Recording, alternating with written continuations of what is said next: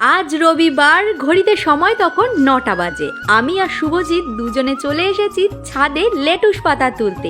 সকালে ব্রেকফাস্টের জন্য সম্পূর্ণ জৈব উপাদান দিয়ে তৈরি করেছি বাড়ির ছাদে যে সবজি বাগানটা। দেখো তাতে কত টমেটো ফলে রয়েছে, আর এখানে দেশি শসা, বিনস, ক্যাপসিকাম, গাজর, ধনেপাতা সব কিছুই কিন্তু অল্প অল্প করে ফলা শুরু হয়ে গেছে।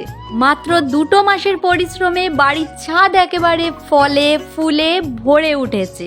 টমেটোর ভারে না গাছের ডালটাই পুরো ভেঙে গেছে। এখন ভাবছি এগুলো নিয়ে কি করা যায়। আমাদের দুজনের ভালোবাসার ফসল দেখতে সুন্দর হয়নি ঠিকই, তবে শরীরের পক্ষে কিন্তু অনেক ভালো হয়েছে। স্যান্ডউইচটা দারুণ খেতে হয়েছে। একটা কথা বলতে পারি যে গাছগুলো আর একটু আগে প্রতিস্থাপন করতে হতো। এই লেটুস পাতা একদম বাজারের মতন খেতে নয়, তবে বাগানের সবজি খেতে ভালোই লাগে।